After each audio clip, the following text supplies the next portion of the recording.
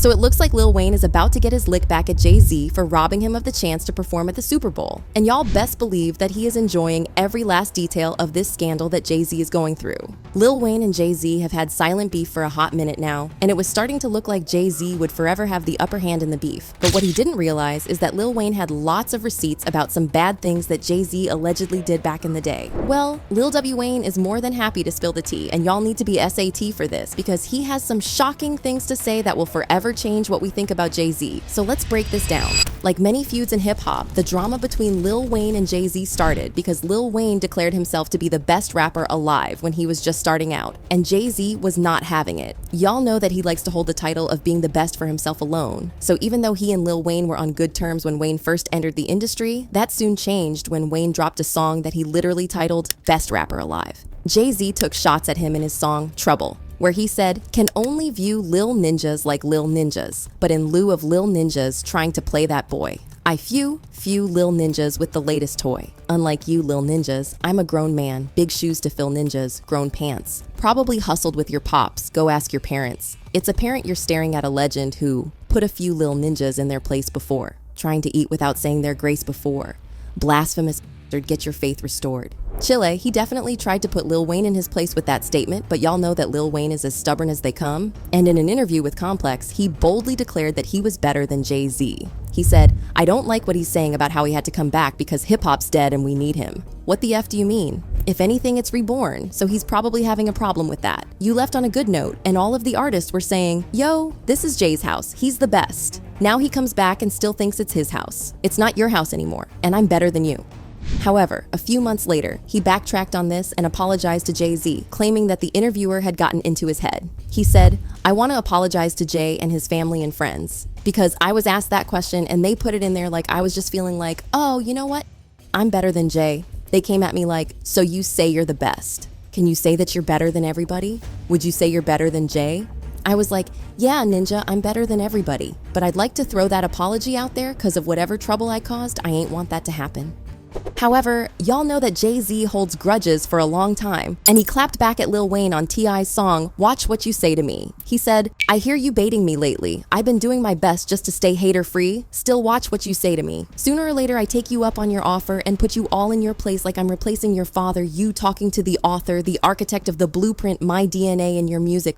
K, you stupid? Check, mate." But the next thing we knew, they suddenly made up. And not only did they do a song together, but they also did a couple of stage performances as well.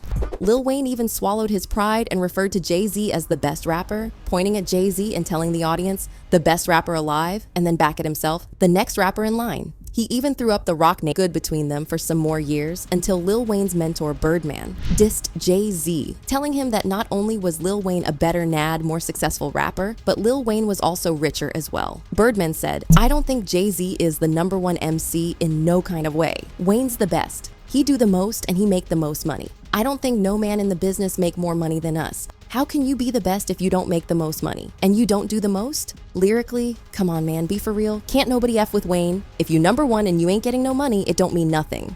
This clearly got Jay-Z in his feelings, and he clapped back in his 2012 song, HAM, where he said, "I'm like, really? Half a billy? You got baby money. Keep it real. They ain't got my lady money." To his credit, Lil Wayne tried to stay out of the drama, and he said, "I wouldn't make it a competition because actually the subject that he's talking about in that line, I can't box with the god. I'd be the first one to tell you that, given my wit and the type of person that I am, I'd capitalize and I'd play off of it." However, he then took shots at Jay-Z in the song, It's Good, saying, "Talking about baby money. I got your baby money, kidnap your bee, get that how much you love your lady money." Jay-Z replied to this in the song, La Familia. He said, "Wanna kidnap wifey? Good luck with that, bruh. You must gonna hide your whole family. What you think we wearing black for?" But the beef ended as suddenly as it started. And in 2015, Lil Wayne announced that he was signing with Lil Wayne's streaming platform, Tidal. He even went as far as to claim that he had become affiliated with Rock Nation. Is it cool if I just say, it's The Rock? You gonna remember that team now. We talk about that later though, but However, Lil Wayne was not the only one that Jay-Z had beef with, because he also had beef with Lil Wayne's proteges, Drake and Nicki Minaj. If there is one thing we know about Lil Wayne, it's that he does not play about his proteges, and there were rumors that Jay-Z's beef with Drake and Nicki only made things strained between Jay-Z and Lil Wayne. Nicki and Drake quickly rose through the ranks to become two of the biggest MCs in rap at the moment, and there have been rumors that Jay-Z has been secretly plotting to take them down out of spite and jealousy. There have been rumors of Jay-Z trying to replace Nicki with Megan Thee Stallion, and Nicki even hinted at this earlier this year when she dragged Megan, saying, "B think she a bully cause she get a Rock Nation brunch every year? Be mad at party, he told all your tea but you taking shots at my family? Get up on your good foot, go apologize to your mother, nasty serpent." She also posted a screenshot of an ad by Rock Nation on Twitter where they were promoting Megan's song, Hiss, and she said, "Spending so much money." But she's the lil broke independent artist. Desiree, you gotta let it go, baby. The world knows she's a cess and can't rap. Stop trying to make fetch happen. I just put out a song with no promo, no video. It's already #2. Nicki also accused Rock Nation of allegedly sponsoring a hate campaign against her. And the paid for TikToks and the paid for tweets, to the point where people got their little $250 for they tweet to say something bad about Nicki Minaj, and then the next day it was like, "Bitch, yeah, anyway, I'm listening to Bigfoot." So I don't know why anybody of that, and I'm not talking about any rapper, I'm talking about a company or companies. Don't even get me started on the rumors of how Jay-Z allegedly fueled the beef between Drake and Kendrick Lamar as a way to humiliate Drake and take him down a notch. If you're wondering why Jay-Z would do this, it probably has something to do with the fact that fans are starting to claim that Drake is more relevant to modern hip-hop than Jay-Z is. There have been so many comments on social media for many years about how Drake is bigger than Jay-Z, with fans saying stuff like, Drake debut album sold 447,000 in its first week. Jay-Z's Blueprint, which was his peak, sold 423,000. This is all before streaming. His debut is Hov's peak. To still be doing this in 2021 is unheard of. 6 Drake albums sold over 500,000 units in 2022. Easily the most of all rappers and the equal most of all artists. 36 years old and he still has the commercial game sewn up. Never seen a run like this in hip-hop. And the fact that Drake has more top 10 hits than Jay-Z, Kanye West, and Kendrick combined is insane. No wonder why they hate the guy. And if there is something we have come to know about Jay-Z, he hates it when someone challenges his spot as the king of rap, which is why he is trying to take Drake down, using Kendrick as a pawn. But that's not the only pawn he's using, because he also used Lil Wayne to send a clear message to Nicki and Drake. For the Super Bowl next year, everyone expected that the halftime spot would go to Lil Wayne, but Jay-Z said, "Psych," and pulled strings to get Kendrick the spot. Nicki saw through the BS and went off on Jay-Z on Twitter. She said, "Denying a young black man what he rightfully put into this game for no other reason but your ego. Your hatred for Birdman, Drake, and Nicki got you punishing Lil Wayne? Lil Wayne? The GOAT? Nola, what's good? Eminem stood firm on having 50 Cent come out, a white man. It's sad, but it's good for them. No loyalty? Welp, then ninjas will keep sunning you." She continued, "One ninja took a knee, the other ninja took the bag. He gon' get you ninjas in line every time. Got everything in the world. Still spiteful and evil. Disgusting. Be happy a beg. Go be happy ninja.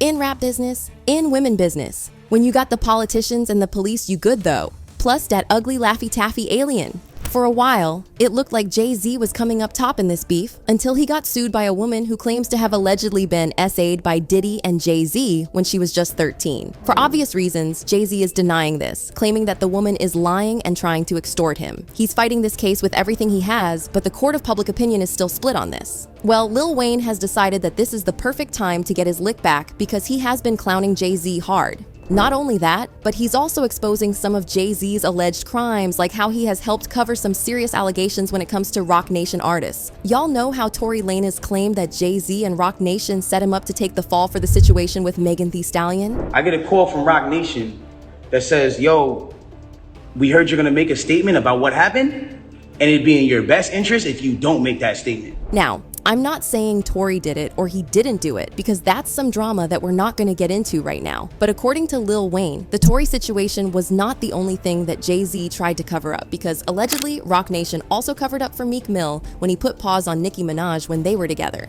Back in 2017, things started going downhill between Nicki Minaj and the Carters, and it wasn't long before their relationship seemed strained. This shift happened right around the time her relationship with Meek Mill was also falling apart. Nicki didn't hold back during this period and made some pretty heavy accusations against Meek, which may have created tension between her and Roc Nation. At the time, Meek was one of Roc Nation's artists, and rumors began swirling that the label was more interested in protecting Meek than supporting Nicki. Allegedly, when Nicki tried to open up about the situation in a documentary, Roc Nation stepped in and reportedly shut it all down before she could share her side of the story publicly. Many believe this move was an attempt to silence her and keep things from spiraling further out of control. Remember when my mother would let my father be violent with her, and she always brings up the story. As a little girl, I would stand in front of my mother and go like this. And I vowed, like, that's why I'm, like, maybe some people would describe me as abrasive or whatever, because I vowed from that age, no man would ever call me out my name, treat me like that. And then all of a sudden, that was my life. The documentary never saw the light of day, which is strange given that it had already been fully filmed. When Nicki Minaj shared a clip from her documentary, opening up about being in a toxic relationship, she kept things vague and didn't mention anyone by name. Still, it didn't take much for Meek Mill to catch on to the shade. Wasting no time, he fired back by sending her a cease and desist letter, clearly hoping to shut her down. Instead of backing off, Nicki's frustration hit a boiling point. She jumped on Twitter and let loose, calling Meek out for trying to silence her and dragging him for how he handled the entire situation. She said, "You a clown. You do it for likes. Twitter fingers beat women, scared of men. You beat your own sister and taped it, spit on her and taped it, kicked me in front of your mother and sent her to the hospital. Sucking Drake's D made you feel tough again. Move on. You can never stand on your own. You was around. You know. See you soon." Like allegedly covering up DV isn't bad enough, Lil Wayne also made some shocking claims about how Jay-Z allegedly loves getting involved with young women. Even Beyonce. Now, Jay-Z claimed that he and Beyonce met when she was 18. But in a 2007 interview, he claimed that they met in 1997, which would have put Beyonce's age at 15 or 16. They mention Sony when they talk about where you might go. I mean, that's obvious because Beyonce has a deal there. I know her. So, but How long have you known her? Wow, a long time. How long? 10 years? However long she's been recording. That's when I met her. Well, don't you remember how long it was? Yeah, when I met her. I mean, Was it 5 years ago? Was it? I met her 10 years ago. But did you say to yourself at that time, "Wow"? That's a fantastic talent. Was that what you said? Yeah. You saw talent before you saw anything because else. she was singing like a rapper.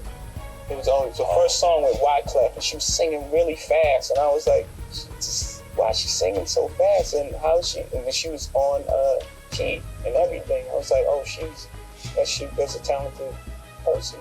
Yeah.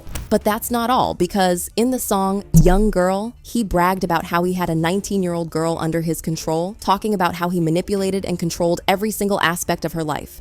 He said, "Hav got a young girl, still not quite 21, so high strung, such a vibrant thing. I introduce myself. Hi, Miss Thing, you're 19? No, you're lightning in a bottle. I give you a ring tomorrow." The scene that follows screams of horror, classic Stephen King novel.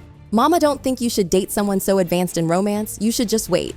Papa don't preach, Hav don't bite. Hav been through it, I might mold your life. Plus, I'ma show you right, proper etiquette, how to hold your knife, keep it competitive with Oprah's ice. Be like Janet, take control of your life.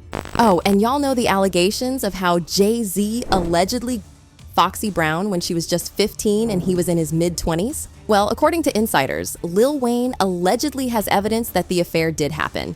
I guess we shouldn't be surprised by this because Jay-Z wrote some raunchy lyrics for Foxy Brown, like the song Illna N.A., where she said, "Yo na na so ill, first week out, shipped a $500,000, men freaked out, she's all about sex, pardon, check your facts and the track record, I'm all about plaques, shaking my butt half naked, loving this life, who got the illest on the planet, sugar walls coming down, niggas can't stand it, the ill na na." There were even rumors that Jay-Z allegedly gave Foxy an STD. Y'all should go back and talk to all of the niggas that she slept with in Philly when she was in Philly. She burned every last one of them. She said more to the clinic than COVID. At the time, Foxy denied the allegations and said, "The atrociousness of this story sickened me to my stomach. In all my years in the music industry, these are the most disgusting and disrespectful allegations I've ever experienced. This fictitious story, with no audio, visual, or written interview, clearly was concocted with malicious intent. Jay has only been wonderful to me and my family, a great friend throughout all the years I've known him, and we had nothing but great success as a team. If you're wondering how Lil Wayne has all this tea, well, folks in the industry were aware of what was happening, but everyone chose to stay quiet. Even when Nick Cannon tried to press Damon Dash, Jay-Z's former friend, for answers, Damon dodged the question like a pro. It seems like you got a question for Jay. Ask him. Don't ask me his questions, bro. I'm not taking it. I'm not just, okay. Y'all could keep asking me questions. We're moving on. Y'all keep asking me questions y'all want to ask him, because he ain't here. Ask him. I ain't to do with that, and I don't even know nothing about that. Well, according to an insider, while Lil Wayne didn't directly confirm the allegations that Jay-Z allegedly essayed a minor, he did have something to say about Jay-Z allegedly young girls. According to Lil Wayne, it's something of an open secret in the industry that Jay-Z allegedly likes his women younger because it's easier to keep them in line that way. He's something of a control freak, and according to Lil Wayne, this is why he has a long string of young women in his past. The wild part about this is that Lil Wayne claims to have receipts to back up this claim, so it looks like things are about to get even nastier for Jay-Z if Lil Wayne ever chooses to get messy. But anywho, y'all, let me know what you think about this and then check out this next video.